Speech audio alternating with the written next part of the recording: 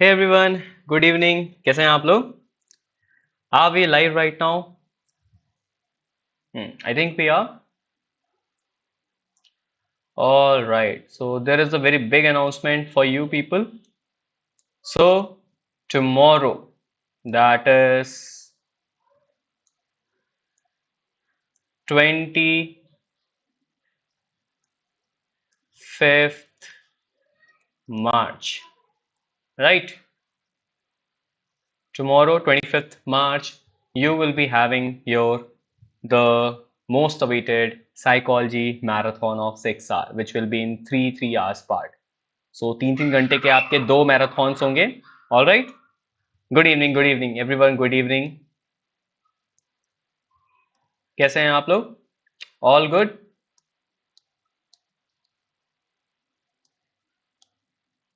Just note down the timings. I am good Rishu, thank you. So 25 March, that is tomorrow. कल आपके marathon होगी psychology की, in which will be revising complete A to Z psychology, है ना. अब again I am assuming कि आप लोगों ने बहुत सारी चीजें अब तक खुद से पढ़ ली होंगी एंड आपकी प्रिपरेशन ऑलमोस्ट कंप्लीट होगी. But just to go through once with every topic, tomorrow is the day. Timing क्या रहने वाला है? Your first part will be from 12 PM to 3 PM. So 12 PM tomorrow I will see you on the YouTube. आप लोग को video link already मिल चुका है. You can go on the playlist live section of the study capital channel. There you can just set a reminder. This will be our first marathon कल, and इसमें we are going to complete like everything related to general psychology. So except research and stats, we'll cover everything. थोड़ा बहुत जो topic रह जाएगा शाम को. Next part marathon का, it is tomorrow only. It will be from 6 PM to 9 PM. Right. So ये आपका जनरल साइकोलॉजी के लिए होगा and this is for research and statistics. Clear? So ये दो चीजें आप लोग को ध्यान रखनी है, ठीक है. 12 PM to 3 PM first part, 6 PM to 9 PM second part. This is a complete 6 hour marathon, ठीक है. Alright, so this was the major announcement. दूसरी चीज, there are only 4 days left, है ना. सिर्फ 4 दिन बचे हुए हैं. इन 4 दिनों में आपकी स्ट्रैटेजी क्या हो सकती है? See, you have to do only 2 things. I know बहुत सारे स्टूडेंट्स मुझे ये चीज़ मैसेज कर रहे हैं कि sir I am having like so much anxiety and मतलब खाना पीना खाने का मन नहीं कर रहा है. Even if I am sleeping तो सिर्फ इसी के सपने आ रहे हैं कि नहीं हुआ CU2, what if I have taken drop and बहुत ज़्यादा ऐसे तबीयत खराब सी लग रही है. Right. This is all just exam anxiety, ठीक है. बहुत नेचुरल है, बहुत कॉमन है. किसी को नहीं हो रही है, that is a good thing, ठीक है. But if you are feeling all these symptoms, it is very normal, है ना. प्लीज ये बिल्कुल भी मत सोचना कि you are having all these symptoms और तुम्हें ये सारी चीजें हो रही हैं and you are not able to focus on the study एंड बाकी पूरी दुनिया पढ़ाई कर रही है. नो. इस टाइम पे let me tell you this thing very honestly, कोई भी नहीं पढ़ पा रहा है ना. आपके पास बहुत फ्री टाइम होगा, even then also you will be not able to focus it, ठीक है. तो this is I am telling you on the open platform. इन 4 दिनों में no matter how much hard you try, आपका फोकस नहीं बन पाएगा. दिस इज वेरी नेचुरल, ठीक है. तो मैं आपको अननेसेसरी मोटिवेशन नहीं दूंगा कि कर लोगे, हो जाएगा. No, it is not possible, है ना. क्योंकि जैसे जैसे एग्जाम पास आएगा प्रॉब्लम्स और बढ़ती जाएंगी, है ना. ट्रस्ट मी, इन 4 दिनों में आप ऐसा कुछ भी नहीं पढ़ लोगे जिससे आपके मार्क्स बहुत ड्रास्टिकली चेंज हो जाएंगे. जो भी प्रिपरेशन आपकी थी, that is more than enough. Just trust this process, है ना. इस चीज पे आपको ट्रस्ट करना पड़ेगा. रिजल्ट क्या आने वाला है तुम्हें नहीं पता है, मुझे भी नहीं पता है. पेपर कैसा आएगा हमें नहीं पता है. वी कैन ओनली गेस कि लास्ट ईयर के जैसा ही पेपर आएगा. नॉट लाइक दिस, तो थोड़ा सा टफ हो सकता है ना. अब इमेजिन करो, मुझसे कई लोग बोल रहे हैं सर व्हाट इफ बहुत टफ पेपर आ गया तो आ गया, क्या कर लोगे बताओ. कुछ अभी कर सकते हो तुम लोग. अगर आप इस मोमेंट पे ये चीज के लिए टेंशन ले रहे हो कि व्हाट इफ बहुत टफ पेपर आ गया, क्या कर लोगे, है ना. तो यू हैव टू थिंक कि आपके कंट्रोल में क्या क्या सिचुएशंस हैं.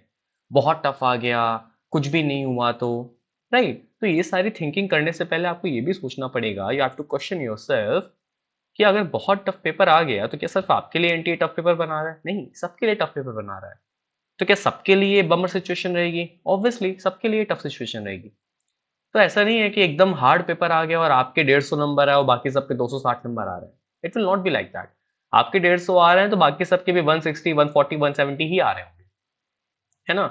तो इस मोमेंट पे आके ये थिंकिंग करना बिल्कुल भी लाइक बहुत ज्यादा वेस्ट ऑफ टाइम होगा, वेस्ट ऑफ एफर्ट होगा, वेस्ट ऑफ एनर्जी होगी फॉर यू पीपल कि बहुत टफ आ गया पेपर। तो जस्ट टेल योरसेल्फ आ गया तो कुछ कर नहीं सकते हो, है ना।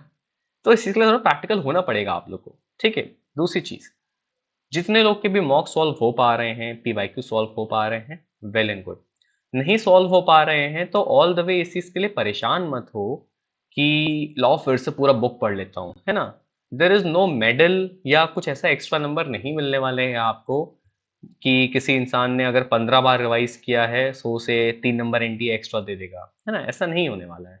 So do not set this unrealistic targets कि 4 दिन में मुझे 10 बार रिवाइज करना है, सुबह शाम खाना पीना छोड़ दूंगा एंड सब 10 बार रिवाइज करूंगा। No, just try to be realistic, है ना। एक दो बार रिवीजन कर लो, अभी भी रिवीजन करने की जरूरत नहीं है। Just try to read only those topics जो आप लोग बहुत कंफ्यूज कर रहे हो, जिनमें आपको काफी प्रॉब्लम हो रही हो, है ना। ये चीजें करो। Second thing which is again a very important thing, exam के एक रात पहले आपको डेफिनेटली नींद नहीं आने वाली है, ठीक है। जिसको नींद आ रही है इसके लिए टेंशन मत लेना, है ना। प्रॉब्लम क्या होती है, सर आपने तो बोल रखा था बार बार की टेंशन होनी चाहिए होनी चाहिए। I am taking tension because I don't have any tension, है ना। इसका भी टेंशन होने लगता है कि मुझे टेंशन क्यों नहीं हो रहा है।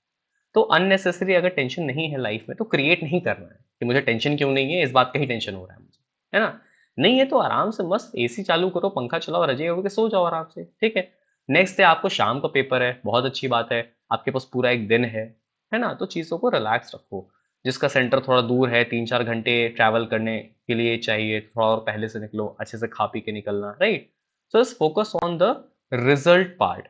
अभी प्रोसेस वाला पार्ट खत्म हो गया है, अब रिजल्ट तुम्हारा क्या आने वाला है उस चीज पे तुम कुछ कंट्रोल नहीं कर सकते हो। हाँ, फोकस कर सकते हो कि जो भी चीज तुमने पढ़ी है उन पे ट्रस्ट करो, ठीक है। चलते फिरते, खाना बनाते हुए, खाना खाते हुए यू विल बी थिंकिंग चलो टॉपिक को रिवाइज कर लेता हूँ, है ना। फिर खाना खाते खाते रिवाइज कर रहे हो क्लासिकल कंडीशनिंग के इतने मेथड्स थे, trace conditioning, delayed conditioning, short delayed conditioning तो मुझे याद ही नहीं आ रही है, अरे फिर से रिवाइज करना पड़ेगा, है ना।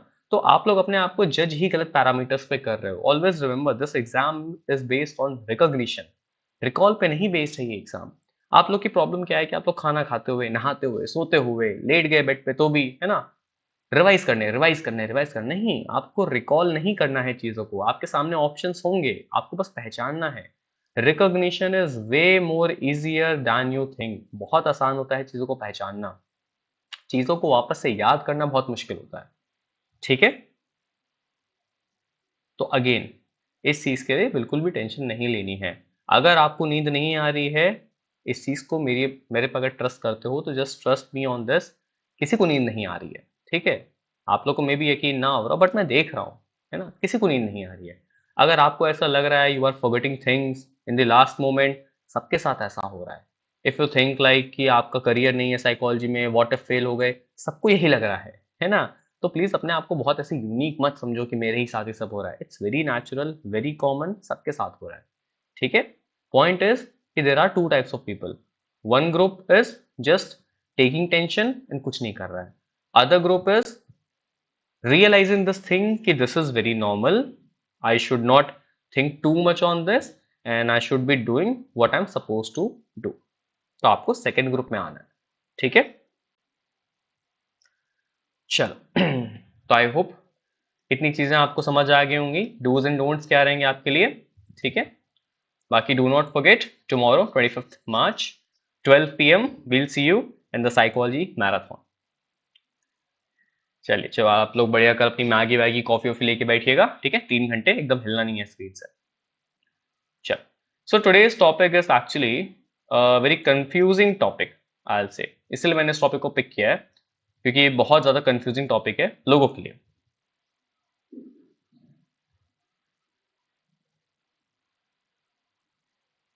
अरे कोई बात नहीं, रिलेटिव्स का काम होता है ऐसे मजाक उड़ाना, इनके उतना सीरियस नहीं लेना होता है, ठीक है। कोई बात नहीं, होता रहता है सब।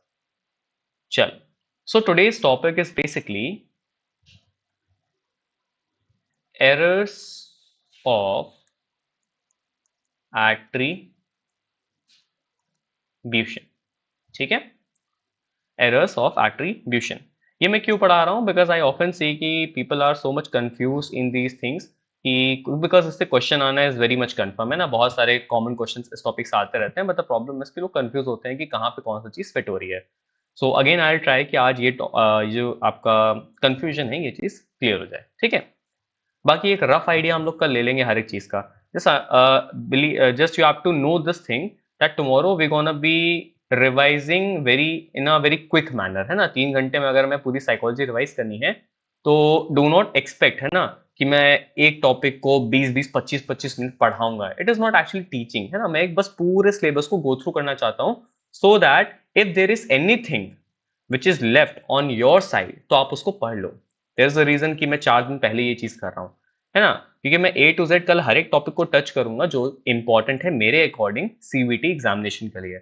If there is any topic which I am referring tomorrow and आपने वो टॉपिक नहीं किया है तो इट इज योर रिस्पॉन्सिबिलिटी कि इन 4 दिनों में आप उनको पढ़ो, ठीक है। एंड आई टेल एवरीथिंग कि किस टॉपिक में आपको कितना पढ़ना है, तो you don't have to worry anything, just be with me for tomorrow, ठीक है। तो आपके पास 4 दिन है, tomorrow I will tell you कि आपको कितना और पढ़ना है, तो आपको ऑटोमेटिकली पता चल जाएगा कि क्या क्या टॉपिक्स आपने पढ़ रखे हैं, क्या क्या आपने नहीं पढ़ा है, सिंपली वो पढ़ लेना आपके लिए, सिंपल सॉर्टेड है, ठीक है। चलो, so attribution you know that it is the process of assigning cause to any behaviour, है ना, to find out the why between any behaviour, behind any behaviour, कि अगर मैं सीवीटी की प्रिपरेशन कर रहा हूँ, why I am doing this, so there could be 2 options, है ना। Either it could be an external reason, है ना, कोई एक्सटर्नल कॉज हो सकता है, या फिर ये एक इंटरनल कॉज हो सकता है। जनरली इंटरनल कॉज को in psychology we call it as what, internal cause को हम बोलते हैं डिस्पोजिशन कॉज, है ना, डिस्पोजिशनल, ठीक है। In psychology internal causes for attribution we call them as disposition, and external को हम लोग बोलते हैं सिचुएशनल, ठीक है। एक्सटर्नल को हम बोलते हैं सिचुएशनल, ठीक है। तो 2 आपके कॉज होते हैं। There is, if you take any behaviour in this universe, है ना, कोई भी बिहेवियर का एग्जांपल लो, या तो वो किसी एक्सटर्नल रीजन की वजह से हो रहा होगा या किसी एक्सटर्नल या किसी इंटरनल रीजन की वजह से हो रहा होगा। You all are preparing for the psychology CVT examination because पहला इंटरनल रीजन हो सकता है कि तुम्हें साइकोलॉजी पढ़ना बहुत पसंद है and you actually want to contribute something in the subject etcetera, या फिर कोई एक्सटर्नल रीजन हो सकता है कि आपको मे बी कोई बहुत अच्छा जॉब चाहिए, आपको फेम चाहिए, है ना, तो कुछ भी हो सकता है, but either way it can be any one of them, ठीक है। ये तो एक बेसिक इंट्रोडक्शन हो गया आपका कि एट्रीब्यूशन होता क्या है। Our main topic is actually errors in attribution, है ना। आपके कुछ बहुत फेमस एरर्स होते हैं, among them the first error. अच्छा, एरर का मतलब क्या होता है? एट्रीब्यूशन में एरर आ कहां से सकता है, right. Attribution is a process of inferring और assigning causes to someone's behaviour. किसी का अगर आपने बिहेवियर ऑब्जर्व किया तो you try to give reason कि क्यों हुआ है, इस इंसान ने ऐसा क्यों किया, राइट। वो सड़क पे चलता हुआ आ रहा था, एकदम से गिर गया, वाई डिड ही फेल, है ना। तो उसके 2 रीजन हो सकते हैं, या तो कुछ मे बी वहां पे पानी वानी पड़ा होगा, ही जस्ट गॉट स्लिप्ड, है ना, या फिर may be he is into the effect of alcohol और समथिंग कि वो ऐसे लड़खड़ा के गिर गया, कुड बी एनीथिंग, है ना। तो आप कुछ भी बिहेवियर को ऑब्जर्व करते हो तो आप उसको एक कॉज देने की कोशिश करते हो, right. in psychology terminology is very important. Shalini, in any subject, in every subject, every domain, terminology is very important, है ना, क्योंकि जो स्टैंडर्ड टर्म्स होते हैं उनको यूज करना पड़ता है आपको। So you can say that the first and very common is fundamental attribution error, है ना, fundamental attribution error। इसका दूसरा नाम होता है corresponding bias, ठीक है, corresponding बायस, ये इसी का दूसरा नाम होता है। तो फंडामेंटल एट्रीब्यूशन एरर और corresponding bias both are same thing, है ना। अब विदाउट एनी कमेंट जस्ट ध्यान से सुनो, है ना। अगर समझ आ रहा तो यस करना, बिल्कुल क्वेश्चंस मत पूछना, because this is very confusing and very important. तो I try to keep things very simple, very straightforward. Fundamental attribution error is always and always focusing on someone others behaviour, है ना, किसी और के behaviour पे ये focus होगा। Others behaviour हमेशा सामने वाली की बात होगी, right?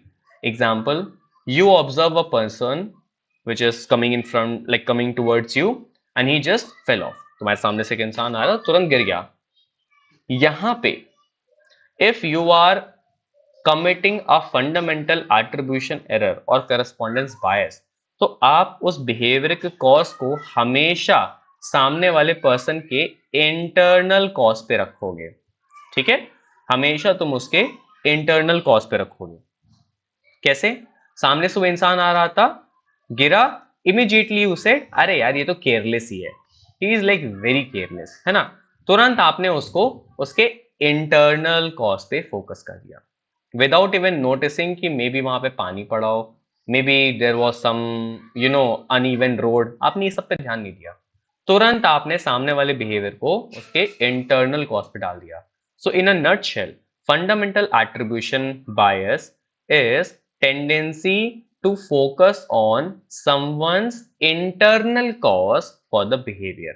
सामने वाले के internal cause पे, सामने वाले के disposition पे जब आप कभी भी फोकस करते हो for his behavior, that is known as fundamental attribution error.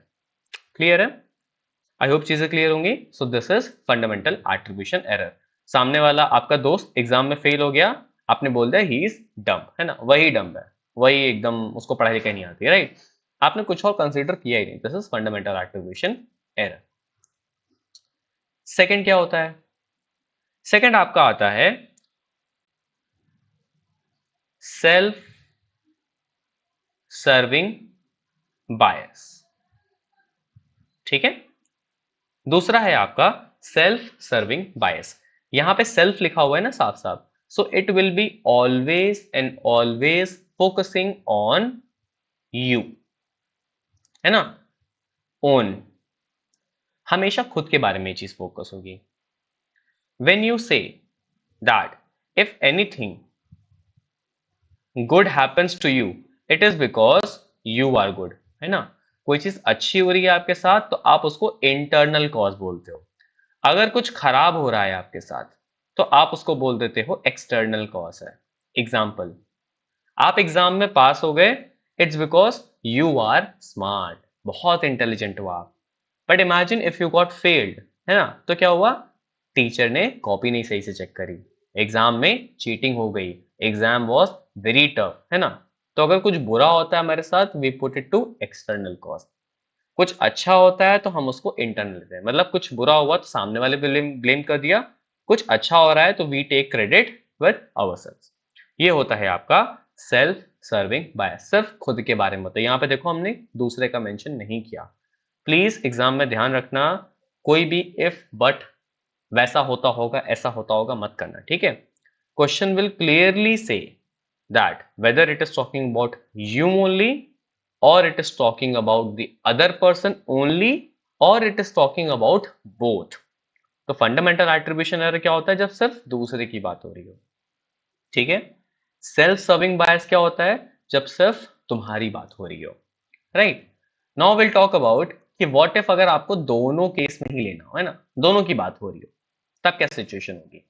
That is known as actor observer bias. ठीक है, एक्टर ऑब्जर्वर बायस. सर इसका एक एग्जाम जैसे नॉर्मली लोगों के इंटरनल थिंग्स को देखा जाता बिना एनवायरनमेंट को नहीं फंडामेंटल एरर है. हाँ, कोई भी ऐसा एग्जाम्पल लो, कोई भी ऐसा सिचुएशन इमेजिन करो जिसमें you are blaming other persons internal reason for his behaviour, for that behaviour, तो आप फंडामेंटल एट्रीब्यूशन एरर कमिट कर रहे हो. ठीक है, ये सिंपल सी चीज होती है. ठीक है, लास्ट होता है आपका एक्टर ऑब्जर्वर बायस. इन टॉपिक्स को ध्यान से देख लो. There is a very high chance कि 4 दिन बाद there will be one question with this topic, है ना, क्योंकि हमेशा इस तरह के क्वेश्चंस पूछता है जामिया में, ये सब में बहुत बहुत कॉमन टॉपिक है ये. ठीक है, बहुत नॉर्मल टॉपिक है. एक्टर ऑब्जर्वर बायस में generally we take this topic in terms of negative. ठीक है, जनरली हम इसको नेगेटिव एग्जांपल्स में ज्यादा अच्छे से फिट करते हैं, even though there is a possibility कि आपको एग्जाम में कोई पॉजिटिव एग्जांपल भी देखने को मिल जाए. तो do not panic, just use your common sense, है ना। कैसे होता है, एक्टर ऑब्जर्वर बायस का मतलब होता है if there is one good thing, है ना, if there is some good thing, एक अच्छी चीज है, if it happen to you will say it was internal. अगर वो आपके दूसरे के किसी दोस्त के साथ हुई, किसी और के साथ हुई, तो you will say it was external cause. If anything bad happens to you, अगर कुछ बैड होता है आपके साथ, तो यू विल से एक्सटर्नल। अगर कुछ बैड होता है आपके दोस्त के साथ या किसी और के साथ, you will say internal. Simple सा लॉजिक, वही एग्जैक्ट चीज है, सिंपल सा लॉजिक है। यहां पे the question will clearly mention about two people, ध्यान देना, question will be clearly mentioning about you and the other person, दोनों की बात होगी, ठीक है। प्लीज ये लॉजिक मत यूज करना, ठीक है, कि there was a class test and your friend got failed, you said it was because he is dumb in the examination, what is this error। यहां पे कुछ लोग लॉजिक लगाएंगे, क्यों मैं बोल रहा हूं, because some people will give this logic कि सर ये तो एक्टर ऑब्जर्वर इफेक्ट होना चाहिए। ओके क्यों सर, देखिए एग्जाम हुआ एंड वो मेरा क्लासमेट है, राइट, एंड वो फेल हो गया, एंड एग्जाम तो मेरा भी हुआ होगा और मैं पास हो गया, तो मतलब मैं अच्छा वो बुरा, तो एक्टर ऑब्जर्वर बायस नहीं, इतना क्यूट नहीं बनना है, राइट। क्वेश्चन में कहीं नहीं लिखा है आपकी बात हो रही है, क्वेश्चन में सिंपल बोला जा रहा है कि सामने वाला फ्रेंड आपका फेल हो गया and you said he is dumb, ये क्या होगा, simple answer is fundamental attribution error, ठीक है। तो प्लीज प्लीज प्लीज अपना क्यूट सा ओवर थिंकिंग एग्जाम में मत यूज करना, ठीक है। जैसा क्वेश्चन में लिखा हुआ है उतना ही उसको पढ़ के आंसर करना आप लोग, ठीक है। एक्टर ऑब्जर्वर बायस का क्या होता है, suppose in a exam you and your friend sat, ठीक है, एक एग्जाम में आप दोनों बैठते हो, you got like you scored very good marks and आपको दोस्त फेल हो गया, सो यू गॉट पास, आपका दोस्त फेल हो गया, सो आप पास हो गए, तो क्या बोलोगे, it is because you are intelligent. आपका दोस्त पास हो गया तो क्या बोलोगे, अरे पेपर इजी था, एकदम पेपर इजी था, राइट। सेकेंड सिनेरियो, अगर आप दोनों एग्जाम में फेल हो गए मान लो, है ना, यू बोथ गॉट फेल्ड, आप क्या रीजन दोगे, यार एक्चुअली एग्जाम ना बहुत ज्यादा टफ था, मेरी ना तबीयत खराब हो गई थी, मैं पढ़ नहीं पाया, एक्सटर्नल कॉज दे रहे हो। And at the same situation आपका दोस्त अगर फेल हो गया या कोई और पर्सन फेल हो गया, तो यू विल से अरे ये तो है ही ऐसा, कुछ इसके पास अकल अकल थोड़ी ना है, आपने उसको इंटरनल कर दिया, राइट। आप दोनों चल के जा रहे थे, आप फिसले, यू विल से अरे it was there was some water on the floor, है ना, पानी पड़ा हुआ था इसलिए मैं फिसल गया। आपका कोई और इंसान फिसल गया, यू विल से अरे यार ये तो है ही एकदम केयरलेस, है ना। लॉजिक समझो, ठीक है, सेम लॉजिक है, बट यहाँ पे दोनों की बात हो रही है। So this is actor observer bias, clear. Fundamental attribution error, always focusing on other person. It is a tendency that you will put others' behavior to their internal cause, disposition. Self serving bias का मतलब होता है कि अगर कुछ अच्छा होता है तो आप उसको डिस्पोजिशन बोलते हो अपने साथ, एंड अगर आपके साथ कुछ बुरा होता है तो you will say it is an external factor. Actor और ऑब्जर्वर बायस क्या होता है, if something good happens to you, it is because of disposition. If something good happens to other person, it is because of external factor. अगर आपके साथ कुछ बुरा होता है, it is because of external factor. आपके किसी और के साथ कुछ अच्छा होता है तो it is because of बुरा होता है तो it is because of internal factor. ठीक है, ये चीज होती है। क्लियर है? So this was a very important topic. I thought we should discuss this topic. And please इस टॉपिक को वापस से रिवाइज करना, ठीक है। इस रिलेटेड क्वेश्चंस भी आपको डेफिनेटली एग्जाम्स में पीवाईक्यूज में मिल जाएंगे। Try to practise these questions, ठीक है, from your room. Clear? Okay, all right. Any more doubts you having? किसी और को कुछ पूछना है? Anything you want to ask? In actor observer bias we have two person behaviour to जज, right. हाँ, मतलब जनरली एक आप हो गया और एक किसी और के पर्सन के बारे में बात किया जा रहा होगा, ठीक है। Okay, and do not forget tomorrow 12 PM, है ना, साथ में मस्त पढ़ाई करते हैं कल, ठीक है। चलिए आज के लिए इतना रखते हैं, छोटा सा टॉपिक था बट बहुत ज्यादा इंपॉर्टेंट था, बिकॉज ये ऐसे टॉपिक्स है ना जो बहुत ज्यादा लोग परेशान होते हैं टॉपिक्स लेके। And don't worry, action potential है ना, sodium, potassium, protein, neuron and endocrine, research, statistics, सब कल कवर हो जाएगा, ठीक है। आई टच एवरीथिंग, ठीक है। तो कल हर एक चीज को हम गो थ्रू करेंगे। Please explain Kohlberg's moral development theory, कल इसको हम डिस्कस कर लेंगे, ठीक है। कल जितनी भी इंपॉर्टेंट चीजें होंगी सारी चीजें हम लोग डिस्कस कर लेंगे, ठीक है। कोलबर्ग की थ्योरी को समझाने जैसा ऐसा कुछ नहीं है, it is a very easy theory. It is it seems tough because आप लोग बहुत ज्यादा वर्बेटिंग पे फोकस कर लेते हो। आप लोग थ्योरी को थ्योरी की तरह याद नहीं करते हो, आप लोग थ्योरी को रटने की कोशिश करते हो, है ना। There are only three things, pre conventional, conventional, post conventional. Pre conventional मतलब जब बच्चा रिवॉर्ड्स और डर ये सब के बारे में बहुत सारी अपनी मोरालिटी डिसाइड करता है। कन्वेंशनल का मतलब होता है जो सोसाइटी के ऑर्डर्स के फॉर्म में वो डिसाइड करता है। पोस्ट कन्वेंशनल मतलब जब वो अपने खुद के सेल्फ मेड प्रिंसिपल्स के ऊपर राइट और रॉन्ग डिसाइड करता है ना। तो चीजों को सिंपल रखना है, बहुत कॉम्प्लिकेट नहीं करना है, ठीक है। Hind side bias is basically, IPL देख रहे थे, आईपीएल में आपकी टीम जीत गई, आपने फिर बोला यार मुझे तो पता ही था जीत जाएगी, है ना। This is hindsight bias. If some behaviour has already occurred then you will say कि आई प्रेडिक्टेड दिस बिहेवियर, यही होता है हिंड साइड बायस, ठीक है।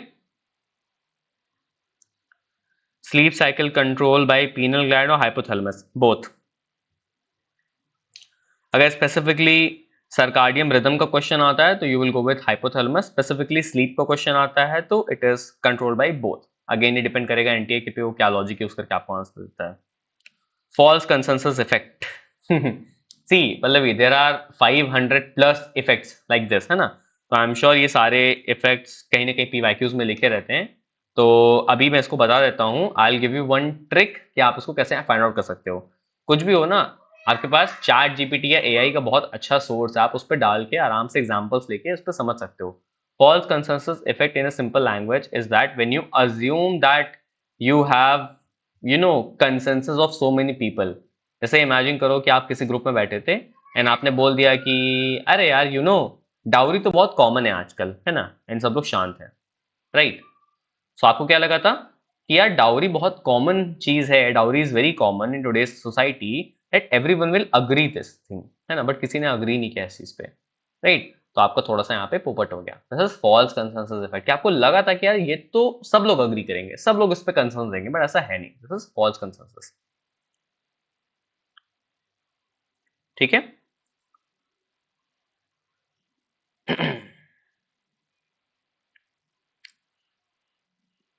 All right, anything else?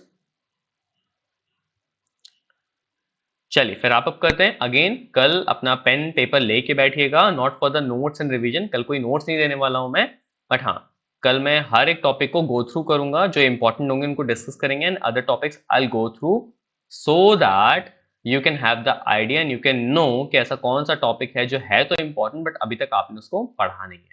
And I tell you those topics also जो कि बहुत ज्यादा इंपॉर्टेंट है, ठीक है। तो आप चाहो तो लास्ट के 4 दिनों पे उनको ज्यादा फोकस कर सकते हो, या फिर whichever टॉपिक्स दे आर जिनमें आपको लग रहा है कि आप वीक हो, आपको ज्यादा एफर्ट देना चाहिए, आप उनको कर सकते हो, ठीक है। प्रोजेक्शन वर्सेस डिस्प्लेसमेंट, दे साउंड सो सिमिलर। डिस्प्लेसमेंट का मतलब होता है कहीं का गुस्सा कहीं उतार देना, सिंपल, ठीक है। किसी ने आपको मारा, आपने जाके घर पे किसी को मार दिया, ठीक है, ये डिस्प्लेसमेंट होता है। प्रोजेक्शन का मतलब होता है you know that you are cheating, है ना। अब कोई आपको चीटर बोले इससे पहले आप सामने वाले को ही चीटर बोल देते हो, बस प्रोजेक्शन। जो इमोशंस जो फीलिंग्स आपके अगेंस्ट या आपकी तरफ यूज होने वाले होते हैं, before someone says it to you, आप सामने वाले को ही वो चीज बोल देते हो, दिस इज प्रोजेक्शन। चलो कल मिलते हैं हम लोग 12 बजे, भूलना नहीं, कल अगर कॉलेज वॉलेज है तो मत जाओ, ठीक है, लाइव अटेंड करो ताकि you can connect with me, है ना, क्वेश्चंस भी अपने पूछ सको, क्लियर। चलो रैप अप करते हैं, कल मिलते हैं at the same time 12 PM।